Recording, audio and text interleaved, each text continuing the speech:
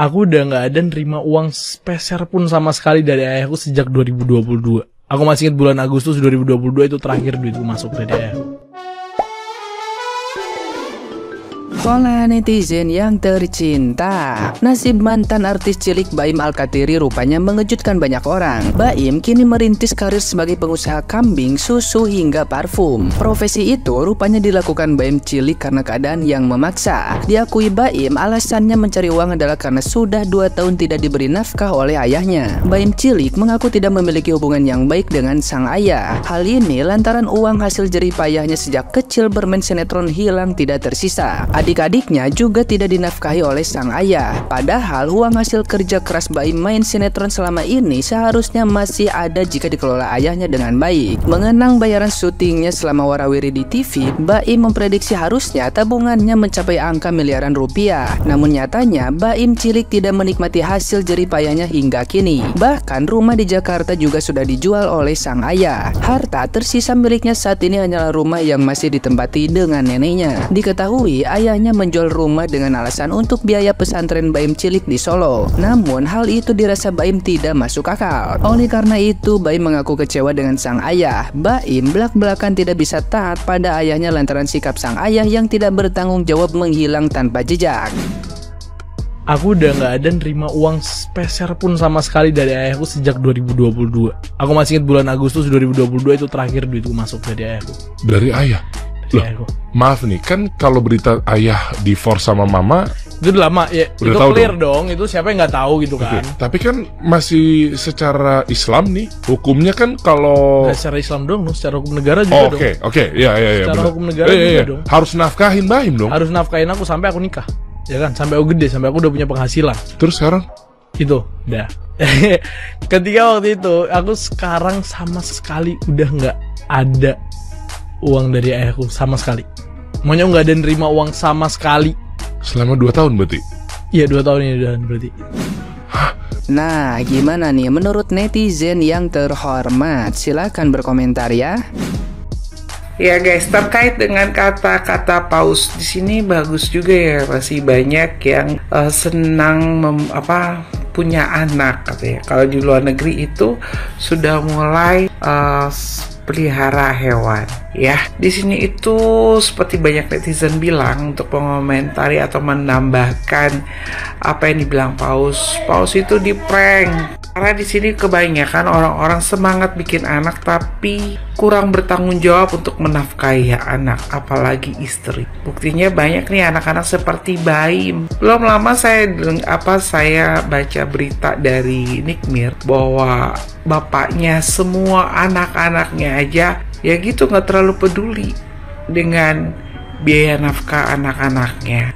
Jadi ibu-ibu di Indonesia ini luar biasa guys. Bagaimana mereka berjuang bukan cuma menjadi seorang ibu tapi menjadi seorang bapak buat anak-anaknya ya. Banyak loh ya, mereka ini bapak-bapak ini sedikit ada uang langsung kawin ya.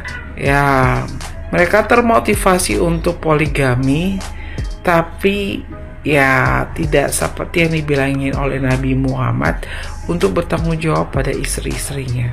Dan sekarang ini banyak saya lihat juga laki-laki yang mencari janda-janda kaya.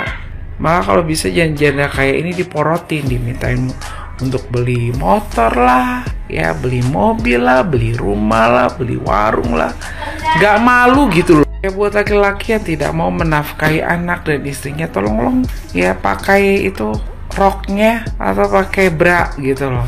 Ganti posisi gitu loh. Ya kan ya, apalagi yang paling ngerikan itu udah nggak ngasih nafkah, nafsunya gede banget kalau soal keranjang ya. Jadi perempuan itu ibaratnya apa ya, udah penghasil uang memuaskan dia secara gratis. Wow, memang ada perempuan yang libidonya gede ya.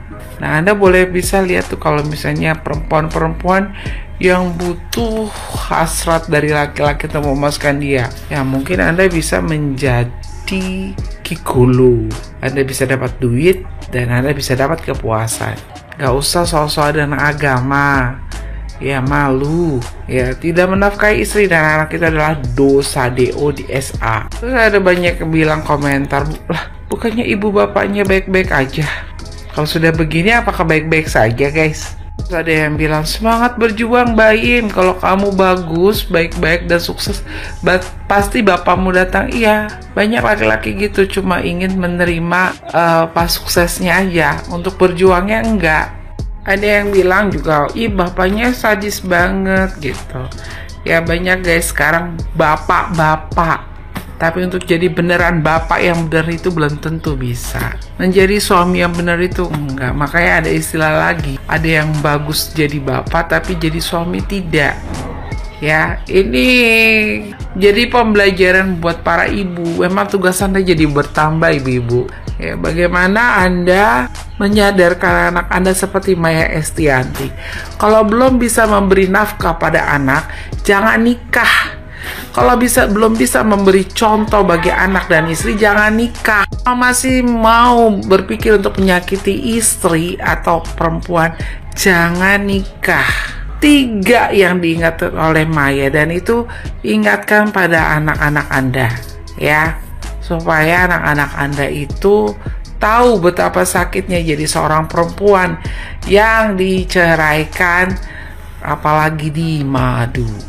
Ya, apalagi kalau saat-saat lagi jaya. Tapi ada juga laki-laki ya yang tipikalnya udah nggak punya duit, belagu lagi. Ya, dia udah nggak punya duit, perempuan harus nyetor duit sama dia. Dan setiap malam harus menyetor tubuhnya untuk ditiduri oleh dia. Itu jahat sekali. Ya, tolong bapak-bapak belajar. Ibu-ibu juga jadi PR ini. Ingatkan, jangan lagi nanti ke depannya akan ada bapak-bapak seperti bapak-bapak atau suami-suami yang seperti yang Anda pernah dapatkan. Biarlah anak Anda menjadi laki-laki atau suami yang bertanggung jawab, yang mencintai anak istri dan bisa menjadi contoh buat anak istrinya. Salam.